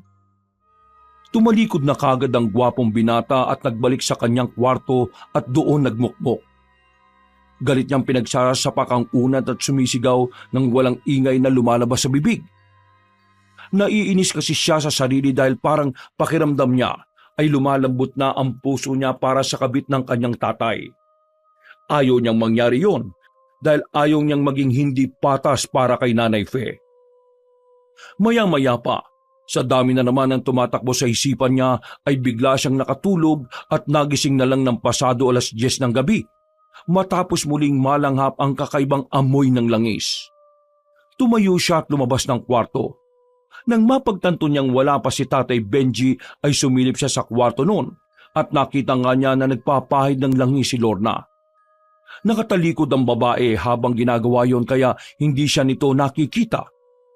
At habang pinagmamasdan naman niya ang patuloy na pagpahid ng langis, ay nagugulat siya sa mga nasasaksihan. Kitang-kita ng dalawang mga mata ni Andre kung paanong tila unti-unting nag-uusbungan ng mga itim na balahibo o balat sa iba't ibang parte ng katawan ni Lorna.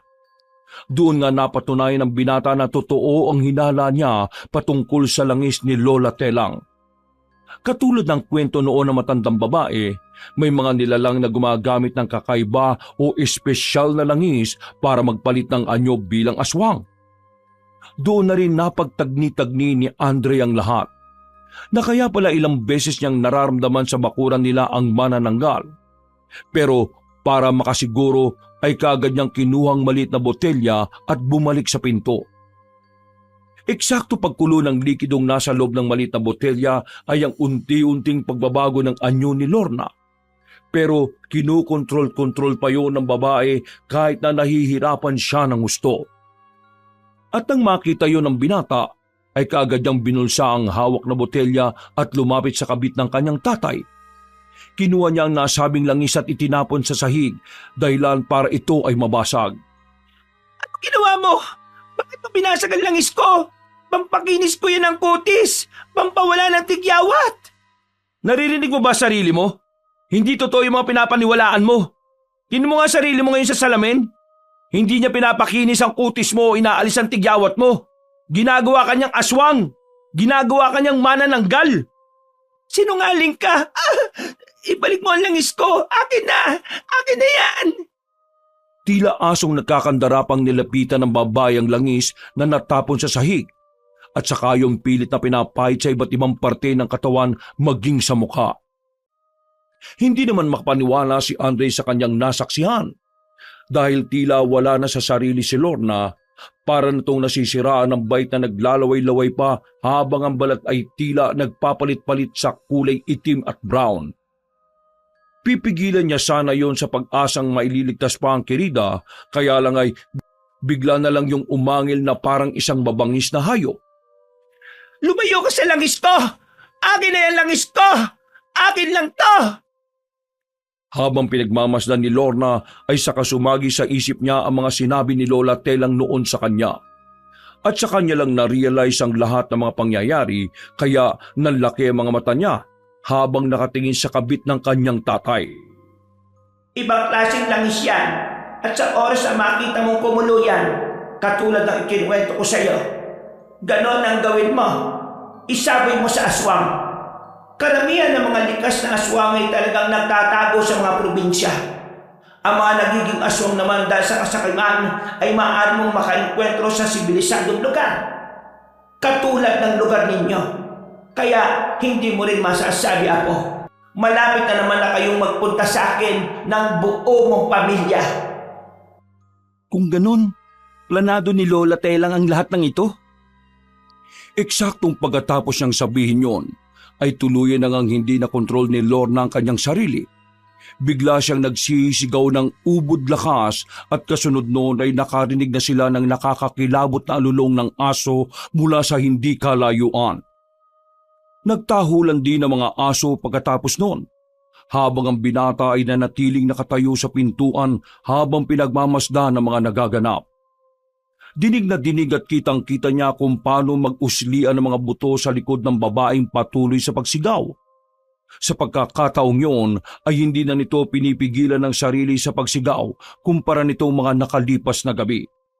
Pagtayo ay naglagutukan pa ang mga buto nito at pagharap kay Andre ay nakausli na ang pangil at malahalimaw na ang itsura nito.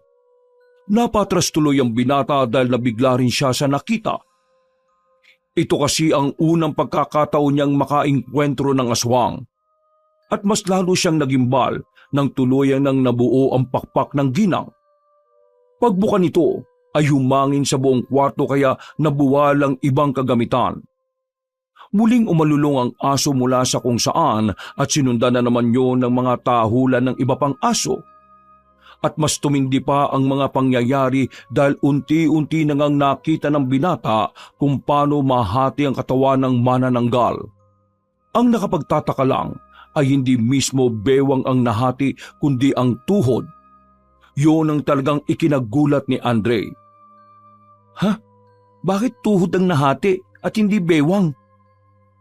Naglabas ng nakakakilabot na ungol ang manananggal kasunod ng pagkampay ng mga pakpak nito. Napatras si Andre at natumba dahilan para mahulog sa bulsa niya ang maliit na botelyang hawak. Mabuti na lang ay hindi yun nabasag dahil sa walis tambo na hulog at gumulong sa ilalim ng cabinet sa malapit sa kusina. Napunta roon ang atensyon ng binata at ang makita matinding pagkulo ng nasabing botelya ay ginapang niya yun at inabot. Subalit hindi niya namalaya ng pagsalakay ng ibabang parte ng manananggal. Napansin niya lang yon nang malapit na ito sa kanya. Ay, anak ng manananggal! Nasipa niya yung pabalik sa loob ng kwarto pero para yung mga robot na pagkabilis-bilis bumangon at muling umatake. At habang inaabot niya ang maliit na bote ay napatingin na rin siya sa itaas ng parte ng manananggal na pasalakay na rin. Mabuti na lang ay hindi yun nagkasya sa pinto dahil sa laki ng pakpak. Kaya sinamantala niya ang pagkakataon. Kahit nananakit na ang balikat ay pilit niyang inaabot ang bote hanggang sa makapanan niya uli ito. Yun nga lang ay kinukulit-kulit na siya ng mga paa ng manananggal habang ang itaas na parte ay nagpupumilit pa rin makalabas sa kwarto. Lumayo kayo sa akin, mga paa ng aswang! Buisit naman oh! Sa kasisipa niya sa ibabang parte ng manananggal ay hindi sinasadyang naabutan niya ang maliit na botelya. Eksakto naman na nakalabas na ng silid si Lorna na mabilis na umatake sa kanya. Habang binubuksan niya ang maliit na botelya ay bigla siyang sinakmal ng mangkukulam at isinandal sa pader. Eksakto naman ang pagdating at pagbukas ng pinto ni Tatay Benji kasama si Ninong Raya na naggulat sa nakita. Nang mapalingon sa kanila ang manananggal, ay sinamantala agad ni Andre ang pagkakataon. Mabilis niyang binuksan at isinaboy ang likidong laman ng botelya sa aswang, dahilan para mabitiwan siya nito. Sumigaw-sigaw si Lorna hanggang sa bigla na lang umusok ang mukha nito at buong katawan. Natulala naman pareho si Tatay Benji at Ninong Ryan matapos masaksihan ng mga kaganapan. Nang humandusay na sa sahig ang aswang ay unti-unti na itong bumalik sa dating anyo.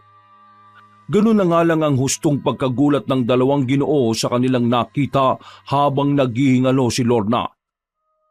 Sabi ni Lola Telang, isaboy ko lang daw yung laman ng boteng yun sa aswang. Kagad na nilapitan ni Tatay Benji ang kanyang kabit na inaabot ang kanyang kamay habang naghihingalo.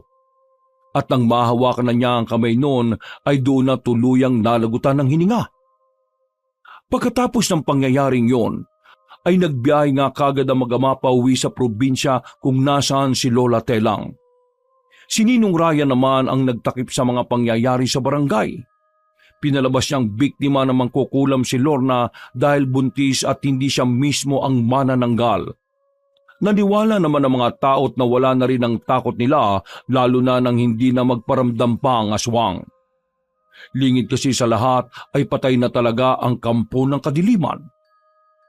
Samantala, pagdating ng mag-ama sa bahay ni Lola Telang ay nagulat sila nang makita roon si Nanay Fe. Pe, nandito na ang mag-ama mo. Malamang natapos na ang problema kaya nakabalik na sila. La, ano pong ibig sabihin nito? Katulad nga ng sinabi ko sa iyo, Apo. Plinano niyo ba ang lahat ng to, Nay? Ginawa niyong aswang si Lorna? Bakit, Nay? Lahat ng kasalanan ay may kabayaran, Benji. Magpasalamat ka na lang dahil ganun na lang ang nangyari sa kanya. Sa susunod na gumawa ka pa ng kalokohan, ay hindi lang to ang mangyayari.